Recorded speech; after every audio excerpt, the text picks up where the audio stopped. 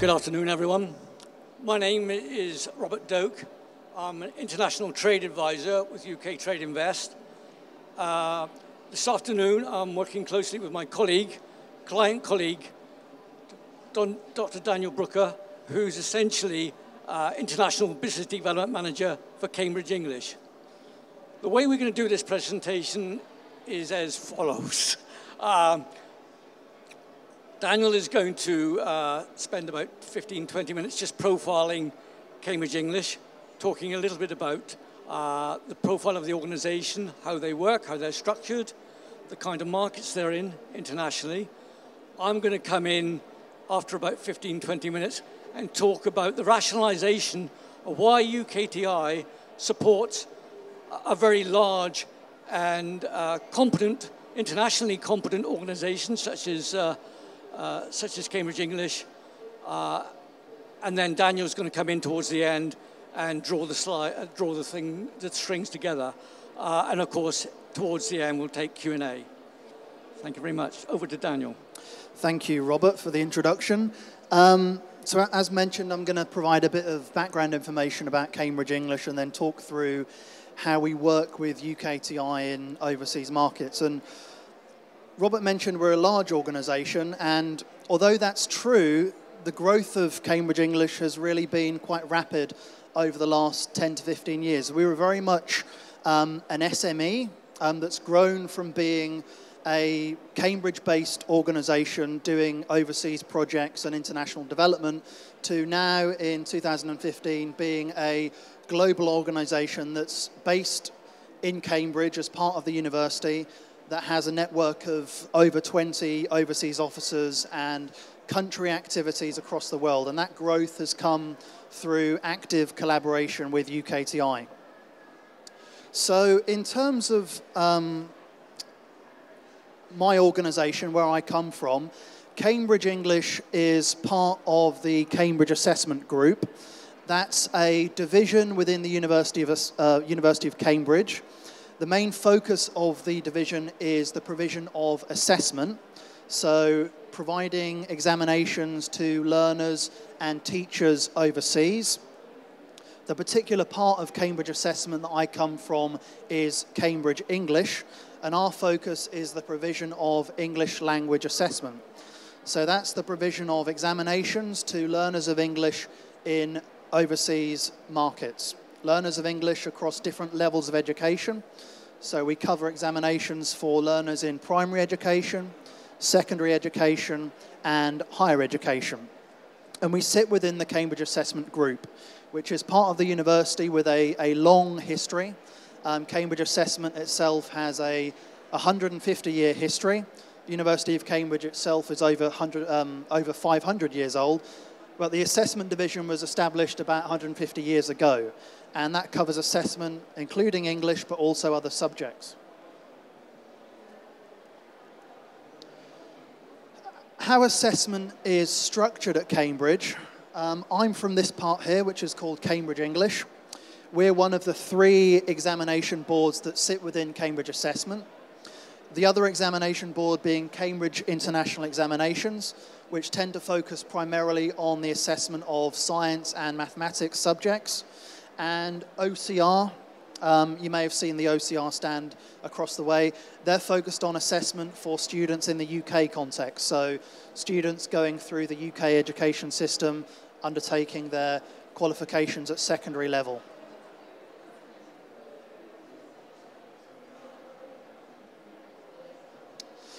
So a little bit about my part of Cambridge Assessment and Cambridge English. These are some of the facts and figures. We've been doing language exams for over 100 years now. In the early stages of Cambridge English, we tended to focus on a very small number of countries.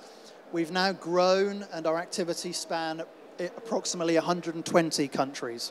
And as I mentioned, a lot of that growth has come in the last 10 to 15 years.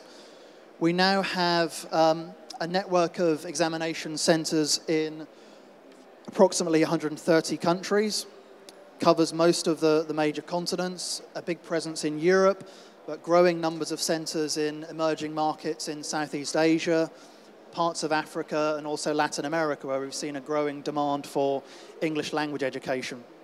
Our most famous exam, which you may have heard about, is the IELTS exam. That's an exam specifically for students who are undertaking English education in order to go towards higher education. So a lot of students need the IELTS exam in order to progress to university education in the UK, US, Australia. And we have approximately 4.5 million candidates a year globally that take Cambridge exams, including IELTS. So that's a bit of background context in terms of what we do. And that's a little bit about our exams. So our exams cover a range of different areas.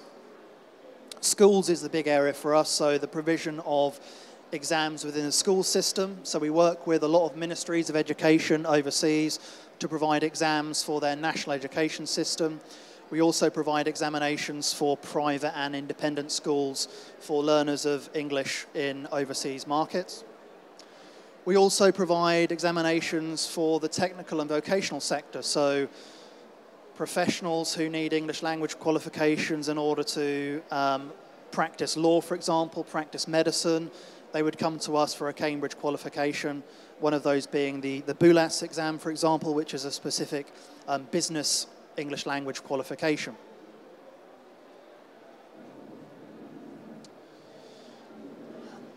Aside from assessment, we also undertake projects directly with governments overseas, and we work quite closely with UKTI in this area. So this involves working directly with ministries of education on capacity building, educational development projects to support the development of English language within their national context. So it's providing assessments for the ministries, but it's also working on educational reform and educational development projects covering a range of different areas. That includes things like teacher training, teacher development, so working with ministries of education to support English language teachers within primary, secondary schools, but also in the higher education context where English language is the medium of instruction within those universities. We provide support to ministries and to universities within the education system to improve English language proficiency. We also work on curriculum development and curriculum reform projects. So working with a Ministry of Education to reform an existing curriculum, but also to develop new curriculums if there's a particular policy shift or policy focus within that country. And there's a list there of some of the countries where we've had major projects within the last 10 to 15 years. So just to give you a flavour of some of those projects, we've worked with the Ministry of National Education in Colombia on a big bilingual language education project, so supporting the ministry to improve the level of English language proficiency within the primary and secondary school sector.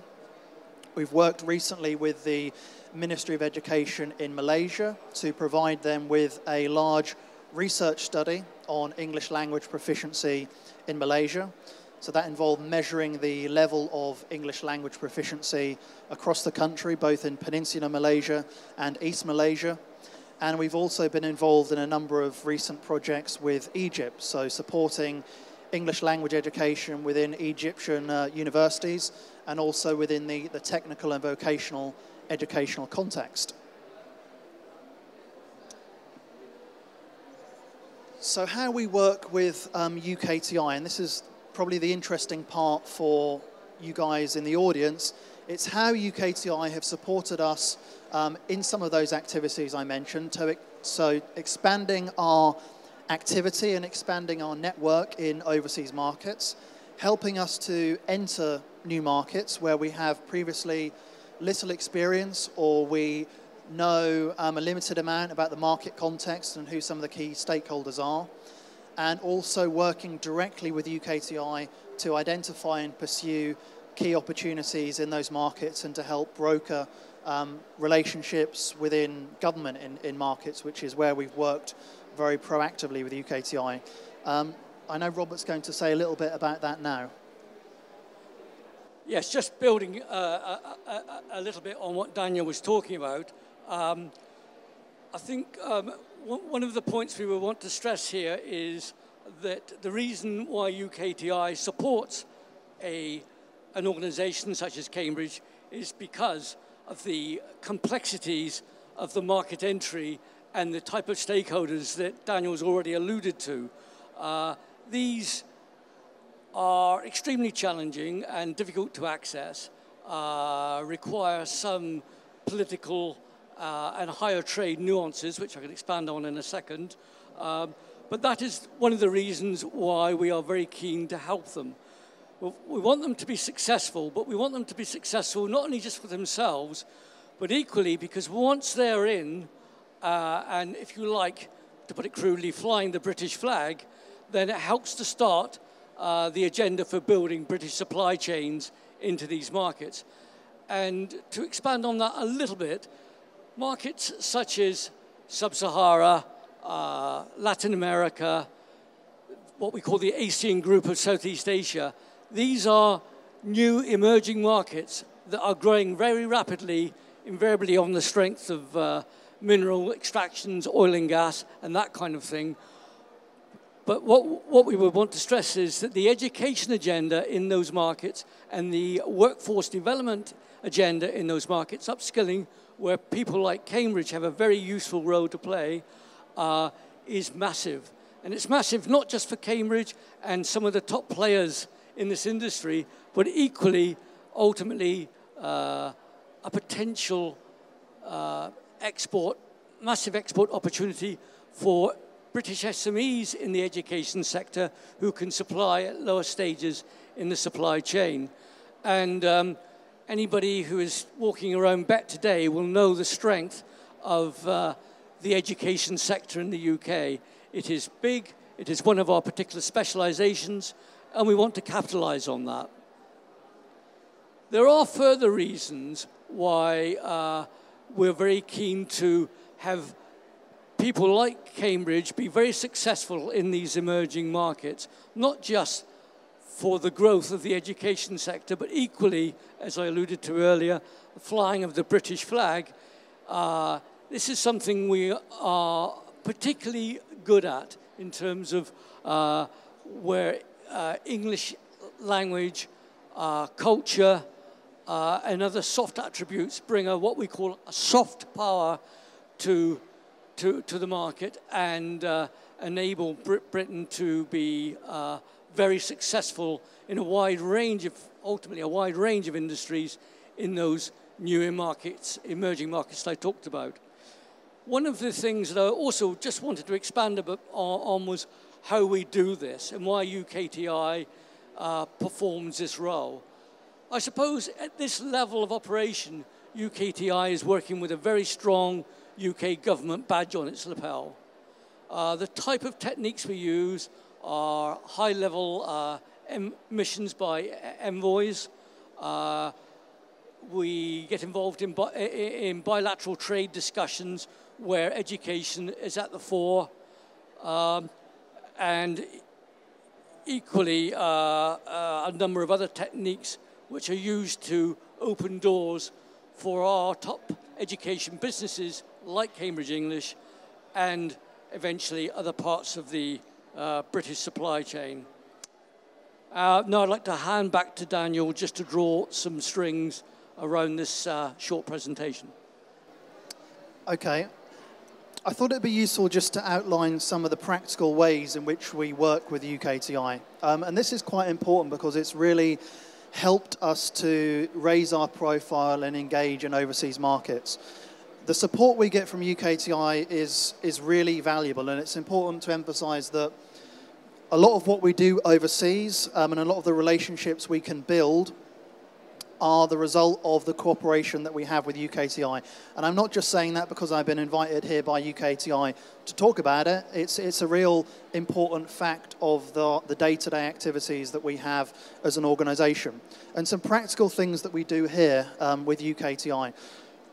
Working with a regional trade advisor is the main point of contact that we have with UKTI. And Robert Doak has been our regional trade advisor at Cambridge English for many years. He understands the organisation, he knows how we work, he knows what our priorities are and what our model of delivery is in different overseas markets. If you don't know who your regional trade advisor is, I'm sure you can log on to the UKTI website or talk to the local Chamber of Commerce and find out.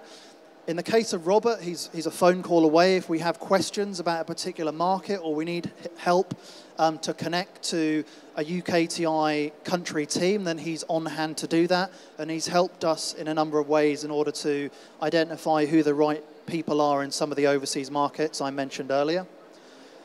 UKTI education. There was a talk earlier from Emily Ashwell, the Managing Director of UKTI Education. This is a relatively new unit that was established by UKTI in the last couple of years with a particular focus to help UK education exporters and education organisations. They've been really helpful. What UKTI Education can do is to work with the UKTI education specialists in markets to provide you and I with good market intelligence. They can provide advanced warning on some of the high value opportunities. So if you're planning a particular project or looking at a market, UKTI can help you with information about what's coming up in that market, what are the prospects for the next 12 to 24 months. And we've used the support of UKTI in a number of countries, and I'll talk briefly about an example about that in South America in a moment. UKTI in-country staff. So there's a lot of commercial officers here today.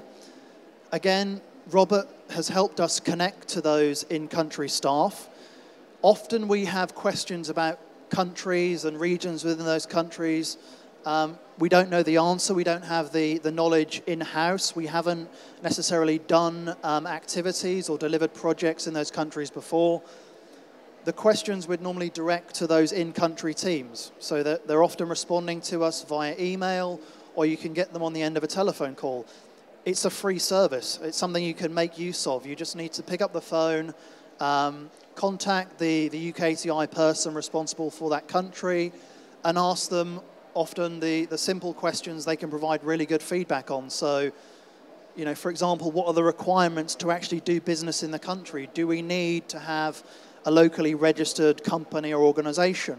If we need a local partner, do they know local partners that we can work with in those countries? They can provide market intelligence for you. They can suggest areas where there's opportunities for UK education organisations within those markets, both within the public and the private sector. So again, I'd urge you to make use of their knowledge and expertise.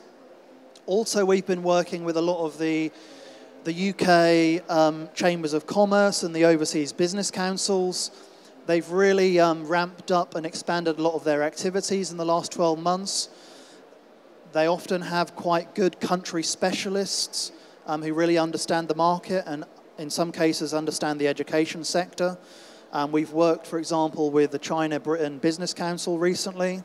They have a really significant footprint within China, which I know is a market where lots of UK exporters are increasingly looking to. They have a network of officers, and you can tap into that network and that support as and when necessary. The UKTI aid-funded business service is a part of UKTI that we've just recently started to engage with. That's a specific service for UK organisations interested in development projects. So if you want to try and identify projects that are funded through organisations like the World Bank, United Nations, Department for International Development in the UK, this service within UKTI can help with that, and we've used them to provide us with intelligence and support to try and identify relevant projects to Cambridge English. And finally, the UKTI Business Opportunities Portal. This is a service that all UK organisations can sign up to, and they provide weekly alerts on relevant tenders and things that come out through the UKTI system. And we've responded to a lot of those tender opportunities that have come through UKTI Business Opportunities. So we'll receive a notice of a tender or a prospect, and invariably talk to the UKTI people in country to find out exactly how relevant that opportunity is to us. So there's some of the ways in which, on a very practical level, that we've engaged with the UKTI. If we have questions for UKTI, we'd generally go through that process of finding the relevant person, talking to our regional trade advisor, and then working with the in-country teams where we need particular market support. Just to give you a little bit of information of some practical examples of how we've done that. A recent example is Belgium. Belgium is a market that's in the early stages of development for us. We historically had very little activity in Belgium. We found there was a limited amount of demand. We've worked with the UKTI education specialist at the embassy in Brussels. He's provided some really interesting advice to us around the potential prospects within Belgium, some good market intelligence around the education sector, who the key stakeholders are. It's quite a complex market. It's a multilingual country. There's a lot of devolution of political power to the regional level, so you really need help and support in understanding how those key stakeholders work, who the decision makers are, and where the opportunities might be for parts of government or parts of the private sector to work with UK organisations. And we've used the support of UKTI in Belgium quite a lot over the last 12 months. And we see some really interesting opportunities there. Another opportunity that we've recently been pursuing with the support of UKTI is Peru. That's come through collaboration with the UKTI Education Unit. And what UKTI Education have done there is to mobilise a range of UK education organisations in a consortium approach. And this is really useful for small and medium-sized enterprises. Cambridge English has really grown from being essentially an SME 15 years ago, 10 years ago, to now being a more internationally focused organisation with a network of overseas offices. What UKTI Education can support with is to make the connections between the really big UK education providers and some of the startups and the small and medium-sized enterprises who may be working in niche areas or who may be working on new technologies or new delivery platforms for educational projects. So we've had some really good conversations with the UKTI, and they've been quite supportive to broker these kinds of consortium arrangements in markets that are new, that are developing and that are emerging, and where we currently have no presence. So we don't have often the resources on the ground to explore those opportunities proactively. UKTI have. They have the in-country specialists, and they've been really supportive to help shape and formulate projects. And Peru is one example that's currently in the stages of development there, and we're quite optimistic about. Aid-funded opportunities I mentioned before, so I won't go into detail on that again, but that's a relatively a new part of UKTI that's become really helpful for us in trying to work with some of the development agencies. So if you are a not-for-profit organisation, as we are at Cambridge, if you're interested in working in the non-governmental space, then that's a really interesting point of contact. And we've, again, had some good conversations with Nigel Peters and his colleagues at UKTI Aid-Funded Business. So that's a really useful point of contact if you're interested in exploring opportunities in some of those developing markets, particularly sub-Saharan Africa, parts of Southeast and South Asia, where there might be challenges in getting funding for projects, and they can provide some useful pointers there. So that really concludes what I wanted to say today. If you're interested to find more information about Cambridge English, there are a few links for you there. You can follow us on various social media and find information about us on the website and our various examinations and qualifications. And if you've got any questions, please do ask.